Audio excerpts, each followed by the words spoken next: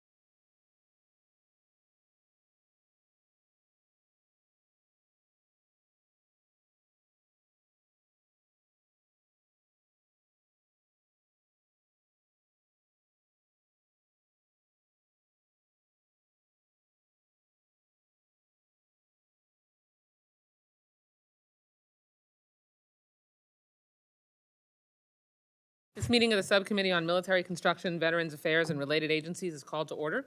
This morning, we're considering the fiscal year 2023, this afternoon, we're considering the fiscal year 2023 Military Construction, Veterans Affairs, and Related Agencies bill.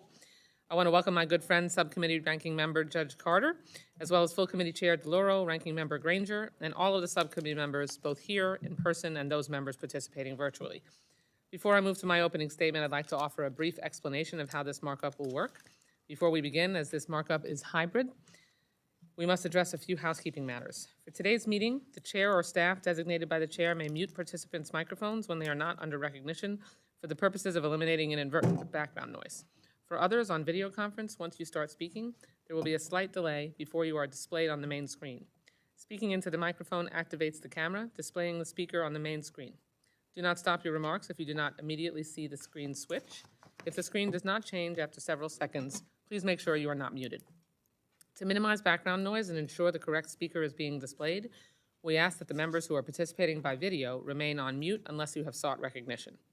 Members are responsible for muting and unmuting themselves. If I notice that you have not unmuted yourself, I will ask you if you'd like the staff to unmute you. If you indicate approval by nodding, staff will unmute your microphone.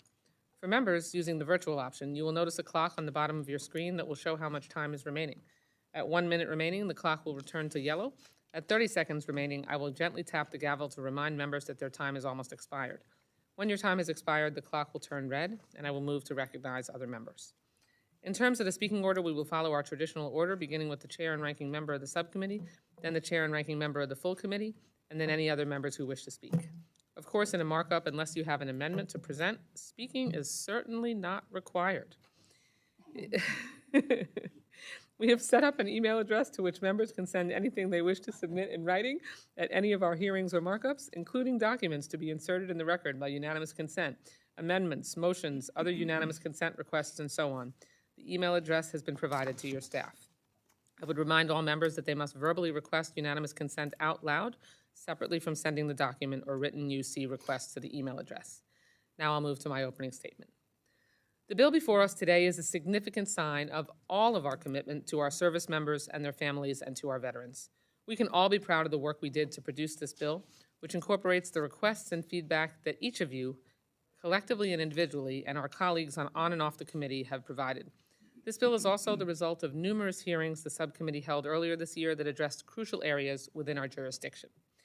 In addition to our hearings with each of the services on installations and quality of life for our service members, the subcommittee dove more deeply into issues that have a significant effect on quality of life in our military. We held an oversight hearing focusing on the biggest issues facing DoD's privatized family housing portfolio, hearing from residents, DoD, GAO, and from the largest privatized housing providers. To say there are ongoing challenges with the privatized housing initiative is severely understating the problem. We need systemic change and greater oversight and responsibility from the department, and we are working to address that in our mark. On the VA side, in addition to our annual budget hearing with the Secretary, we also held an oversight hearing on women's health, mental health, homelessness, and whole health programs at VA, and a hearing focusing on research efforts at VA. And because of ongoing concerns regarding the implementation of the electronic health record modernization, we've been holding regular oversight briefings to monitor the progress and challenges and make sure we provide real-time oversight.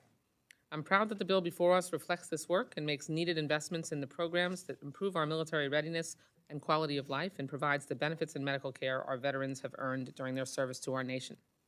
Specifically, the fiscal year 2023 committee recommendation provides $150.5 billion in discretionary funding. This is a $23 billion increase above the FY22 enacted funding level and $2.9 billion above the fiscal year 2023 budget request. Within this total, $15.1 billion is for military construction programs, $118.8 billion is for VA medical care, and $16.6 billion is for non-defense discretionary programs at VA and the related agencies. Most notably, consistent with the Biden budget request this year, VA medical care is considered separate from other funding categories in order to ensure that we are creating a funding structure that better serves our veterans. These increases support critical programs and oversight across the bill. For military construction, the bill provides $15.1 billion, which is $150 million above the enacted level and $2.9 billion above President Biden's budget request to address critical infrastructure needs on military installations. This total includes $274 million to construct 8 new child development centers, a priority for the committee, and includes planning and design for future centers, which is $50 million above the enacted level and $186 million more than the budget request. These funds will support increased capacity and better facilities for the 1.2 million children of active duty service members worldwide. There's also a total of $2.1 billion for family housing construction, which is $169 million above the budget request. This includes $373 million for housing support costs to address unacceptable conditions in military family housing, as well as increased oversight of military privatized housing. We are firmly committed as a subcommittee to addressing the unacceptable conditions and neglect that have persisted for far too long. Turning towards issues related to the environment, the bill provides $135 million for climate change and resiliency projects, which is $15 million above the 2022 enacted level. This is a critical issue for many installations, and we continue to make this a high priority. Within the base realignment and closure BRAC account, which is funded at $575 million, $200 million is provided for PFAS cleanup at contaminated installations. Additionally, the bill includes $653 million for the Energy Resilience and Conservation Investment Program, which is $184 million above the 2022 enacted level and $100 million above the budget request. Finally, the bill includes $220 million for the NATO Security Investment Program, which is an increase of $10 million above the budget request in order to support the necessary infrastructure for wartime, crisis, peace support, and deterrence operations and training requirements. The additional funds will support responses to the challenges posed by continued Russian aggression following the unprovoked invasion of Ukraine, as well as the risks and threats emanating from the Middle East and North Africa. For the programs of the Department of Veterans Affairs, the bill includes a total of $299 billion, including mandatory spending, of which $135 billion is discretionary funding. This amount represents an increase of $23 billion in discretionary funding over FY22 enacted level. Within the total, $118.8 billion is for VA medical care, $66 million above the budget request, and providing for approximately 7.3 million patients to be treated in FY23. As I mentioned earlier in my remarks, I'm pleased that the President Biden's administration's budget request separated out the cost of veterans' medical care from other discretionary needs, recognizing that the cost of treating those who served our country should not come at the expense of other needs. And I think each of us knows the really difficult problem we've been facing with the ever-increasing costs, understandably so, because there's need of providing medical care to our veterans and making sure that we continue to have that funding available and that it isn't eclipsed by all of our other needs, or that it doesn't eclipse all of our other needs itself, is a problem that we'll be able to see more clearly by separating out this funding. And we thank the chair for her support of that, as well as the ranking member. This bill makes the investments in healthcare that our veterans need, including $911 million for gender-specific care and programmatic efforts for women, which is a historic amount, and that's been a priority of our committee for several years. $2.7 billion for homelessness programs, $663 million for opioid abuse treatment and prevention, which is a high priority for this committee as well, $183 million for substance use disorder programs, $86 million for whole health programs, which incorporate complementary and integrative medicine into care, $308 million in rural health initiatives, and $13.9 billion in mental health care services, including $498 million for suicide prevention outreach. Those separated out are all very high priorities for our committee members. We've also boosted investment in medical and prosthetic research, an area of bipartisan member interest, bringing the total to $926 million. Other items I'm proud of in this bill support robust oversight of VA's implementation of the electronic health record management system, increased investments to respond to the disability claims and appeals backlog, and continued investments to improve the condition of VA's physical infrastructure so veterans can continue to receive world-class care in world-class facilities. Finally, the bill provides $441 million for the 4 related agencies to maintain service levels and invest in needed maintenance and improvements: the American Battle Monuments Commission, the Court of Appeals for Veterans Claims, Arlington National Cemetery, and the Armed Forces Retirement Home. This includes the requested funding to complete construction of Arlington National Cemetery's much-needed southern expansion project, which will create 80,000 additional burial spaces. With this bill, we are investing in programs that are so critical to our current and former service members and their families. I want to thank all of our subcommittee members for their engagement while drafting this legislation, especially your ongoing active feedback and input during our hearings. And I also especially want to thank my partner, Judge Carter, for his tireless work for our service members and veterans, and importantly, for his friendship. I'm proud to have you as my partner, as the ranking member on this subcommittee, and as a dear friend. And I really would be remiss if I didn't thank Chair DeLauro and Ranking Member Granger for their support for the subcommittee's work. We have developed a really good bill that addresses urgently needed issues for our military and veterans, and I urge all of my colleagues to join me in advancing this forward. Before I turn to the ranking member for his opening statement, I'd like to thank the staff who've worked hard to prepare this bill. We couldn't do it without them. I want to thank Betsy Bina, the subcommittee minority clerk, and John Muscolini on the minority staff, as well as Grady Bourne and Sharia Oliver on Judge Carter's personal staff. And I want to thank the majority Milcon VA subcommittee staff as well, including Clerk Jenny Neuschiller, Brad Allen, Nicole Cohen, Nick Burton, and Luke Georgiadis, and Lauren Woolman on my personal staff as well. So now, Judge Carter, I'd like to turn to you, our distinguished ranking member, for your opening statement. Thank you, Madam Chairman, and thank you for recognizing me, and greetings from the destruction site, second floor of my home, and the unhappiest wife on her 54th wedding anniversary, maybe in the history of the world. But that's my world right now. This is a great bill. I want to thank you for working so very seriously on this bill. You're very serious about your work. You do a great job. I'm proud to be working with you. I'd like to congratulate you and your staff for putting together a good bill. It provides funding for our military construction projects and their veterans programs. I'm especially pleased with this subcommittee's continued investment in child development centers, barracks, and energy conservation and environmental cleanup. This bill also provides $30 million increase to ensure privatized housing providers are providing safe, especially high-quality homes for military families. I also want to thank you for $13 million in funding for airborne hazards, toxics, exposure, and centers of excellence. Centers of excellence.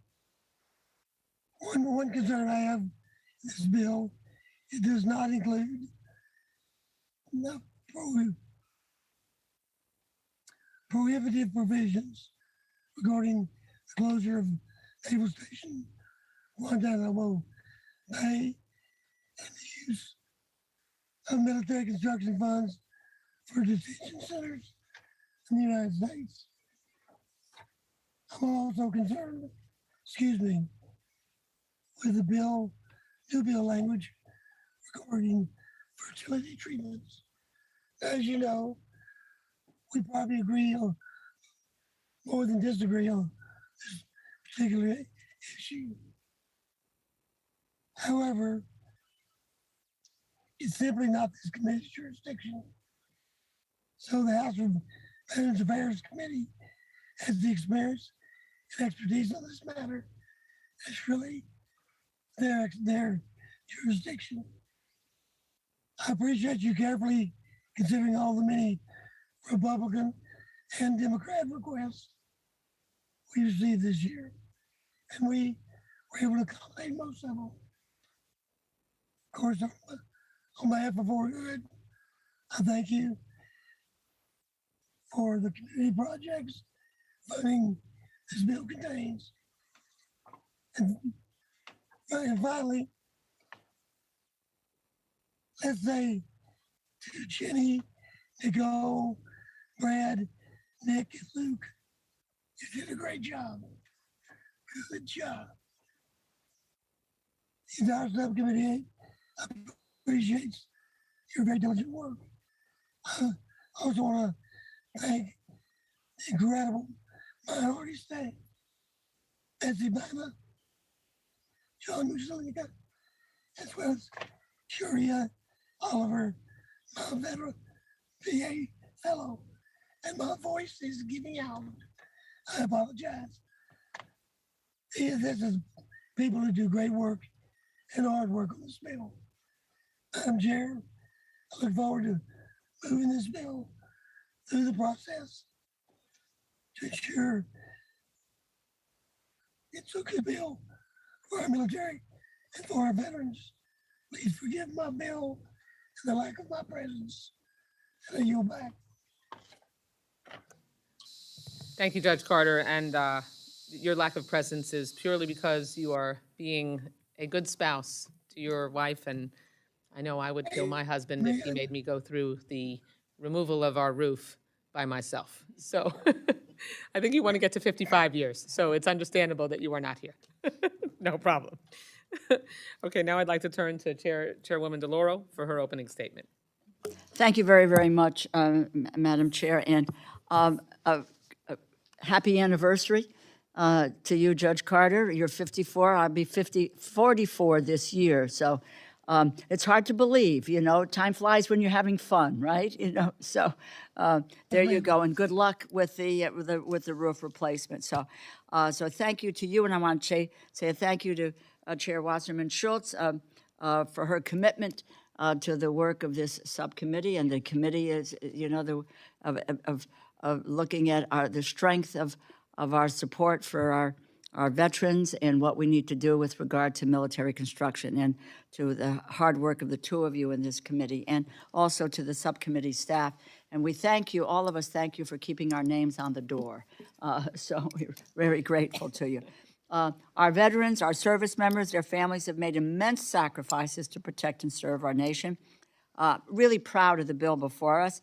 Discretionary increase of $23 billion, builds on achievements in 2022 and the spending package, and really making robust investments to those who protect our nation, and they have earned this. To best serve veterans, this bill makes critical investments, historic changes to veterans' health care. For the first time ever, this bill separates VA medical care spending into its own category, apart from other defense and non-defense discretionary spending.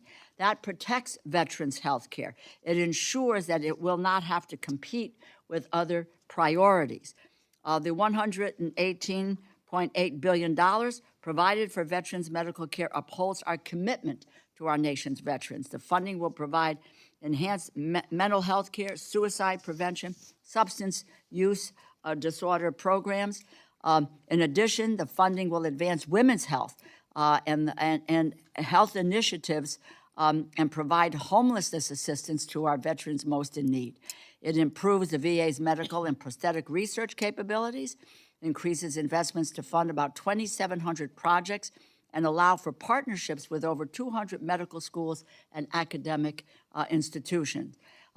Furthermore, the bill increases funding for the operating expenses for the Veterans Benefits Administration to process increasing disability compensation claims, provide disability benefits to an estimated 5.5 million veterans and 500,000 survivors and dependents. For VA construction, the bill continues to address longstanding issues that will ensure veterans can access care in modern facilities that are safe, secure, sustainable, and accessible. The bill improves the quality of life for our veterans And we have a responsibility to support those who currently serve our nation. And simultaneously, the bill provides $15.1 billion for military construction to rebuild our military infrastructure and the facilities that house military families. It's been mentioned the $2 billion for family housing, ensuring our service members and their families have access to safe and healthy housing, which includes addressing issues such as mold, vermin, and lead, and by increasing oversight of military privatized housing. In addition, the bill provides $274 million for child development centers. We increase the capacity and provide better facilities for the 1.2 million children of active duty service members worldwide.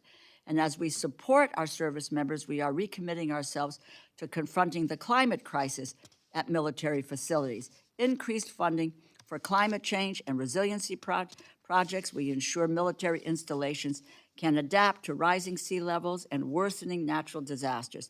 In that same vein, as efforts to clean up contaminated facilities are underway, we maintain the focus to remediate the PFAS contamination at former installations and the communities that surround them by providing record investments in targeted PFAS remediation. Finally, the bill protects our national security with crucial investments globally. Over $220 million for the NATO Security Investment Program, $4.3 million increase over last year. We fund the infrastructure to train and conduct wartime, crisis, and peace support and deterrence operations. This enhances our response to Russia's aggression and its grievous and unprovoked invasion of Ukraine. The men and women who have sacrificed so much for our nation deserve investments in quality care that this bill makes. So I'm very proud that taken together, the investments in this bill uphold our commitments to them. I want to say a thank you again to Chair and Ranking Member, the members of the subcommittee, and all of the staff. And with that, I urge support of the bill and yield back. The gentlelady yields back. Thank you, Madam Chair. And now I'd like to turn to Ranking Member Granger for her opening statement.